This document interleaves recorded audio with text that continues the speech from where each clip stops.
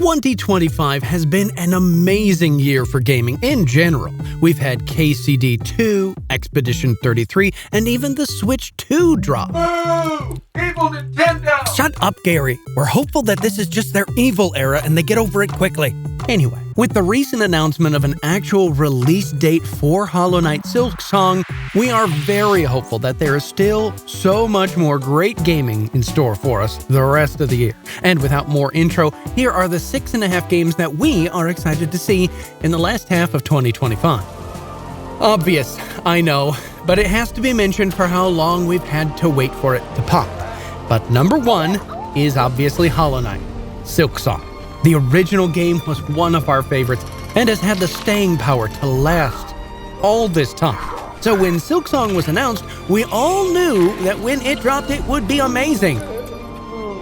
But it was the silence that dropped, and our hopes with it. But now it is actually coming out on September the 4th, and we'll be able to dash around as Hornet, doing more Hollow Knight things, learning more buggy lore, and hopefully meeting Zote again. And hopefully they don't screw it up by doing something epically stupid.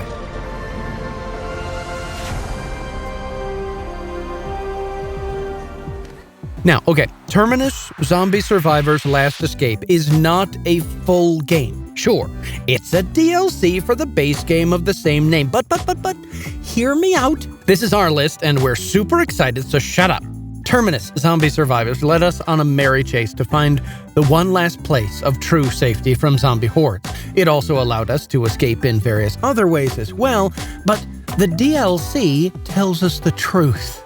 The Terminus is not safety, it's only safer. The DLC will allow us to see what it's like inside the Terminus, clear out the platform, engage with tons of new NPCs, and gain quests, even rescue survivors for the city, helping them to get to Terminus. Oh, and it adds a new ending, Escape on the Train, wherein you have to actually repair the train, fuel it, and get the engineer. So, yeah, we're going to be streaming that around September 11th. For those of you with young kids at home and a second controller, September 15th is our day. My son is super excited to tumble around as a 1x1 Lego piece and go on a co-op journey together, building things and sailing the small sea, building contraptions to progress, and maybe even going to space. And it's from Annapurna Games, so the co-op nature is bound to be solid and challenging and rewarding. And the amount of character they've gotten into a single eye sticker promises a good story, too.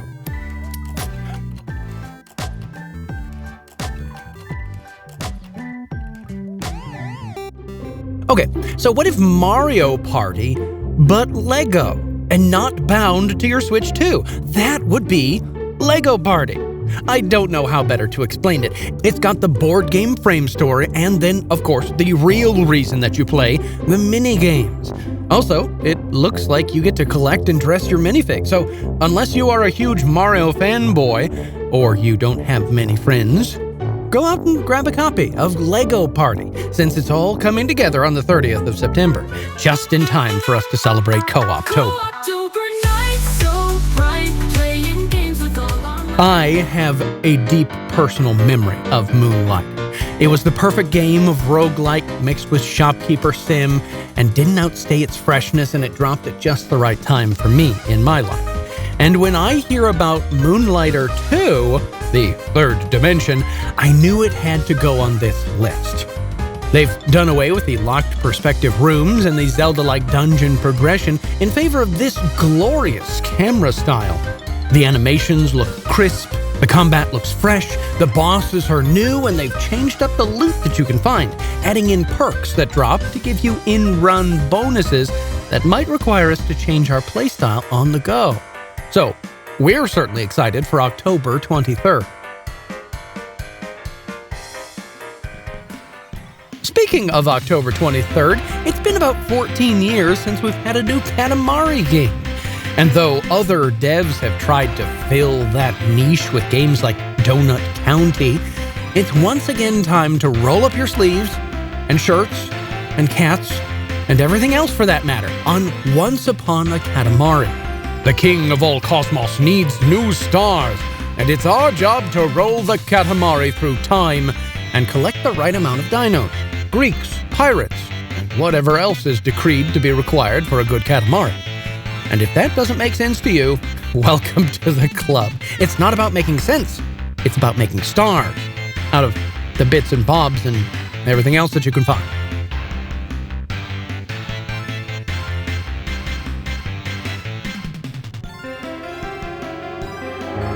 And our last game on the list is Star Trek Voyager Across the Unknown. We watched a lot of Star Trek growing up, from original to next gen, Deep Space to Enterprise, but Voyager was always our favorite.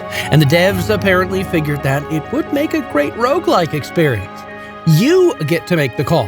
Go investigate the wormhole from episode 2, or ignore it, saving time for other pursuits.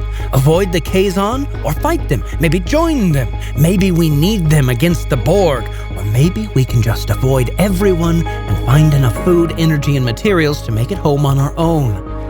We'll get to take care of our people, gather resources, and build up the ship as we make it back home. And I can't be more excited. But it is the half game on this list since the release date hasn't been finalized yet. So it still might slip into 2026, but maybe 2025, please?